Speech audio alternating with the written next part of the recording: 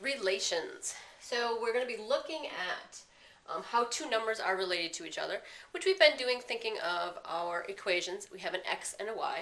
So a relation is just a pair of numbers, two numbers that are related to each other in some way. So a relation pairs an input with an output.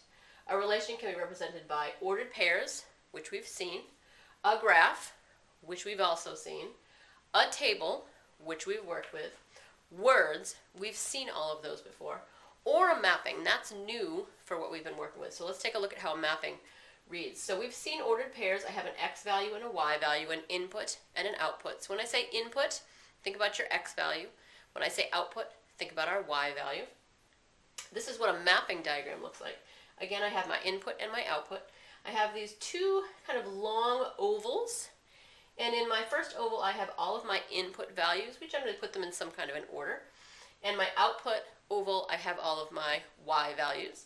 And I have this arrow which connects an input to an output. So this is how I know which input value goes with which output value, this long arrow that connects one to the other. So we have ordered pairs, we have graphs, we have tables, we have words, and we have a mapping. So now we're going to kind of work with those different forms and see what kind of things we look at when we see a relation. List the ordered pairs shown in the mapping diagram. So here's a mapping. Again, I have those two ovals, one with an input, one with an output. I have these arrows that connect an input to an output, and I'm going to convert this from a mapping diagram to ordered pairs.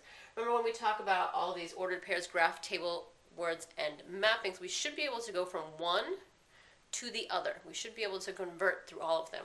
They're all just representations of two numbers that are somehow related to each other. So I can change this mapping to ordered pairs.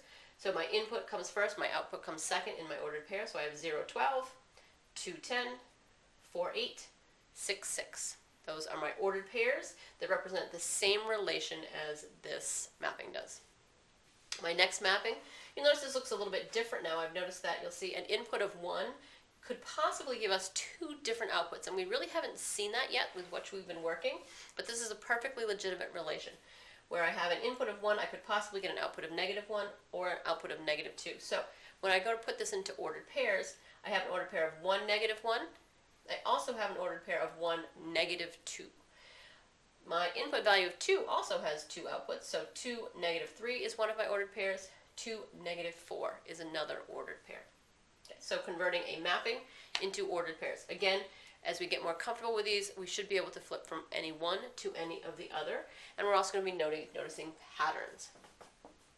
So a function is a relation that pairs each input with exactly one output. So a relation pairs two numbers together for some reason. We don't really know what reason in the ones that we're looking at, but it could be something as simple as if we know how many people are coming to the party, we want to buy 2 desserts for each person. So if I know how many people are coming, I can figure out how many desserts that I'm going to make. It could be if I know how many people live in your house, I know how much water you're going to use throughout the year. If I know how many hours you work, I can figure out how many dollars that you make. Relation can be that simple. Or it can be something as simple as if I know what office you work in, what number your office is, I can tell you what floor that you work on. Or if I know what floor you work on, I might be able to give you an office number that you work in. So two numbers that are related to each other. Now a function is a very specific type of relation. Again, two numbers that are related to each other. But for this one, we have exactly one output goes with each input. So let's go back to my what floor do I work on. So if I told you that the building I work in, the first number of your room that you work in tells you what floor you work on. So if we think about middle school, I am in room 113. That 1 tells me that I'm on the first floor. So I would say 113 is my input. My output is what floor I work on. That would be 1. Now, at another teacher on this particular floor, let's say Mr. Tebbets, he works in room 114. So the input would be 114. The output would be he works on the first floor. So notice his output is first floor, my output is first floor. We have the same output even though we had different inputs when we started. Now a function Each input has only one output. So when we think about our input, if I input 113 in there, I'm only possibly going to get 114. I'm only going to get the first floor. If I put 114 in there, I'm only going to get the first floor. So even though our outputs are the same, if I input 113, I know I'm going to get one first floor as my output.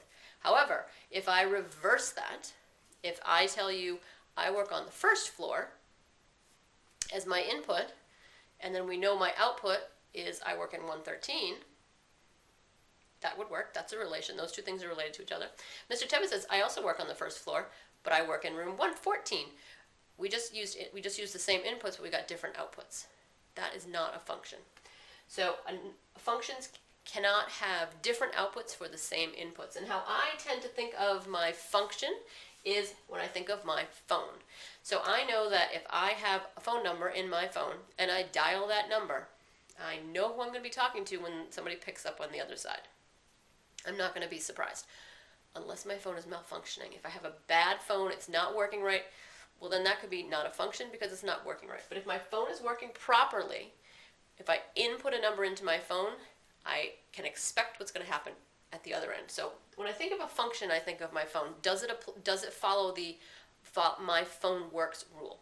So let's take a look at two of these mappings and see if we can figure out which ones are functions. So the directions here. Determine whether each relation is a function. I spelled weather wrong. Is a function. Explain.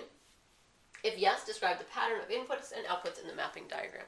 Okay, so for this one, if I input -1/2, I have -1/2 2.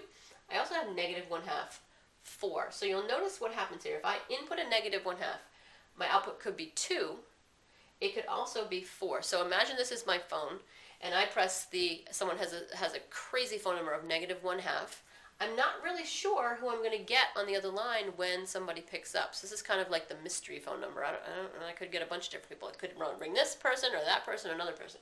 So this is not a function. It's not a function because -1/2 has more than one output. So as long as if one of my inputs has more than one output, it's not a function. So this is not a function. Let's take a look at my second mapping here. So 2, if I dial 2 on my phone, I guarantee I'm going to get 6. If I dial 4 on my phone, I guarantee I'm going to get 3. If I dial 6 on my phone, I guarantee I'm going to get 0.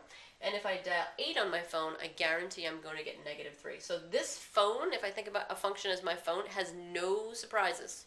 There are no surprises here. This phone works perfectly well. So yes, it is a function because each input has only one output. They wanted us, if it is a function, to describe the inputs and the outputs. So each input increases by 2. This has a nice pattern here. Each of one increases by 2. And then my outputs are decreasing by 3. So I'm going to describe that. Each input increases by 2 as each output decreases by 3. So again, thinking about a relation where two numbers are related to each other, and then a type of relation, a very specific type of relation, which is a function where each input has only one possible output. And again, if you think about your working cell phone, that will help you figure out whether a relation is a function or not.